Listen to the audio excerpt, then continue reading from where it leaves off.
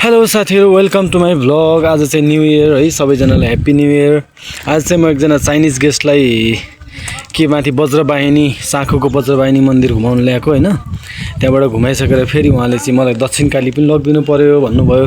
त्यसपछि मैले दक्षिण काली सरर ल्याएँ। अनि बीच बाटोमा चाहिँ ठ्याक्कै यो यता दक्षिण काली फर्पिङ नपुग्नुभन्दा अगाडि नै एउटा मूर्ति छ नि त, बुद्धको मूर्ति। अनि उहाँले त्यो मूर्ति देख्नुभयो अनि मलाई त्यहाँ पनि लगिदिनु न भनेर भन्नुभयो। त्यसपछि मैले उहाँलाई त्यहाँ लिएर गएँ, उहाँलाई त्यहाँ दर्शन सर्शन गराएँ। फेरि उहाँलाई तल दक्षिण कालीको वज्रवाहिनी मन्दिर जान मन लागेछ। अनि मैले फेरि उहाँलाई त्यहाँदेखि दक्षिण कालीको वज्रवाहिनी मन्दिरतिर ल्याएँ साथीहरू है। अनि दक्षिण कालीको वज्रवाहिनी मन्दिरतिर पनि ल्याएर उहाँलाई दर्शन गराएँ। अनि त्यसपछि फेरि अझ बिचमा एउटा ऊ पनि थियो क्या, के भन्छ, शेषनाग मन्दिर छ नि, शेषनाग मन्दिर। हेलो, शेषनाग मन्दिर। अनि शेषनाग मन्दिर पनि उहाँलाई दर्शन गराउनु पर्ने भयो। त्यसपछि शेषनाग मन्दिरसँगै एउटा अर्को गुम्बा पनि रहेछ क्या, अनि त्यो गुम्बा पनि दर्शन गराएँ। अनि त्यसपछि तल पानीमा हेर्नु त, माछाहरू यत्रो ठुल्ठुलो माछाहरू, यति सफा पानी क्या, यहाँको रङ्गी बिरङ्गी माछाहरू रहेछ। अनि त्यो माछाहरू पनि टक्क एकचोटि देखाएँ। अनि उहाँ चाहिँ माथि दर्शन गर्नु जानुभयो। त्यसपछि म पनि अनि पछि माथि दर्शन गरौँ होइन, आज न्यू इयरको दिन। अनि दर्शन गर्दा राम्रो हुन्छ होला भन्ने भयो। त्यसपछि अनि म पनि उहाँसँगै माथि दर्शन गर्न गएँ। अनि माछाहरूको पनि टक्क भिडियो बनाएँ, धेरै रहेछ माछाहरू चाहिँ। अनि माछाहरू यसो हेर्दै अनि म चाहिँ चढेँ साथीहरू माथि मन्दिरतिर। अनि मन्दिरतिर चढेर चाहिँ टक्क दर्शन गरियो। अनि तपाईँहरू पनि दर्शन गर्नु है त। शेषनागको चाहिँ टाउको सर्पको टाउको नै रहेछ कि त्यो माथि त होइन, 5वटा नागको टाउको रहेछ शेषनाग मन्दिरको माथि। अनि त्यसपछि अनि माथि चढेर अनि शेषनागको दर्शन गऱ्यौँ। गुम्बाको नाम के हो दाइ? गुम्बाको नाम के हो? गुम्बाको नाम के हो? अनि उहाँलाई चाहिँ यो गुम्बाको नाम चाहिँ के हो भनेर सोधेको मैले अङ्कललाई। अनि उहाँले चाहिँ के भन्नुभएको थियो मैले बिर्सेँ गुम्बाको नाम चाहिँ। अनि त्यसपछि हामी माथि मन्दिरतिर गयौँ। मन्दिरतिर गएर चाहिँ हाम्रो उहाँ चाइनिज गेस्टलाई चाहिँ मजाले मन्दिरतिर दर्शन गराएँ। उहाँ चाहिँ यता गुम्बातिर लाग्नुभयो, म चाहिँ मन्दिरमा दर्शन गरेँ, उहाँले पनि दर्शन गर्नुभयो। अनि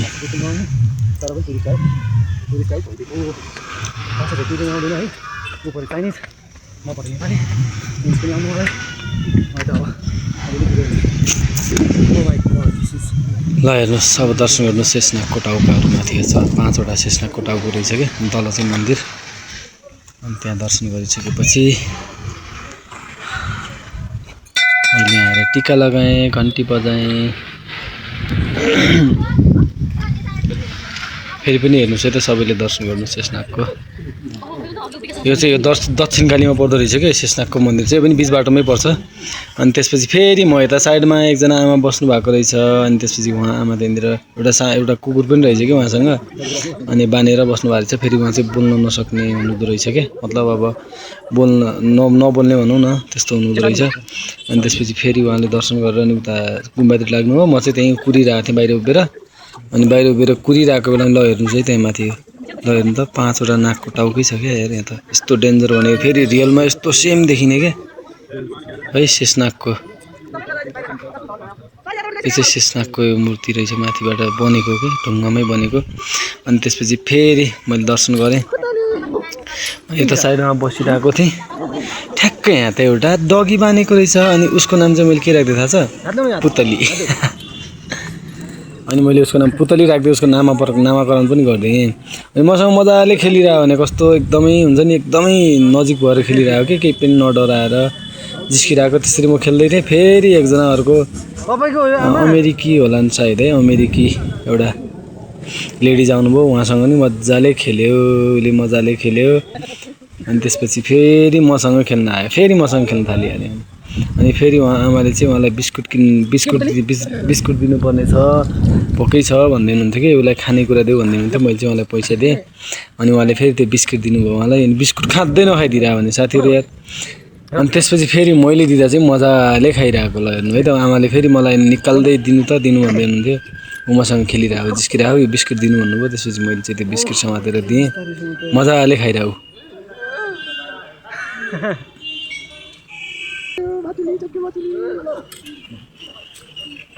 हेर्नु त, फेरि मसँग खेल्न थाल्यो। अनि त्यसपछि फेरि उहाँ आमाले चाहिँ फेरि त्यो बिस्कुट मलाई नै दिन भन्नुभयो। उहाँले दिएको खाएन, त्यसपछि मैले नै दिएँ मजाले। मैले दिँदा चाहिँ मजाले खाइरहेको क्या, बिस्तारै समातिरहेको क्या फेरि। ल नखाने ल हेर्नु त कस्तो मजाले खाइरह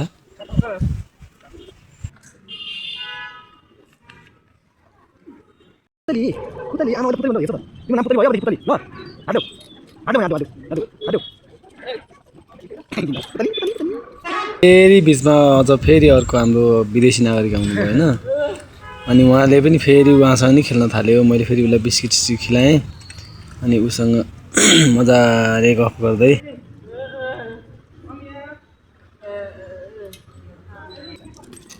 ओहो अनि उसँग मजाले खेल्न थाल्यो मजाले खेल्यो तर उसले फेरि बिस्कुट दिँदा बिस्कुट खाँदै नखाइदिएर अनि आमाले चाहिँ ऊ बाबुलाई दिनु अनि बाबुले दिँदा चाहिँ खान्छ भनेर भन्नुभयो उहाँलाई त्यसपछि मलाई दिनुभयो अनि मैले चाहिँ फेरि उसलाई दिएँ अनि पुतलले फेरि मजाले खाइरह मैले दिँदा चाहिँ ल झ्याम झ्याम मजाले खाइरह के ल अनि सकेर मसँग एकचोटि खेल्यो त्यसपछि म चाहिँ अब उहाँ हाम्रो चाइनिज बाई बाई गेस्टलाई चाहिँ अब जान्छु भनेर उसलाई चाहिँ बाई बाई भनेको कस्तो मजाले चाटेर हेर्नु न बाई बाई भन्दाखेरि चाहिँ ल फेरि किन समातेले मजाले हेरिरहेको 25 सम्म पनि हेरिरहेको भने कि उसले मलाई अनि त्यसपछि अनि मैले उहाँ चाहिँ चाइनिज गेस्टलाई लिएर उहाँ तल आइसक्नु भएको रहेछ अनि त्यसपछि फेरि म माथिबाट तपाईँलाई माछा देखाएँ हेर त पुतली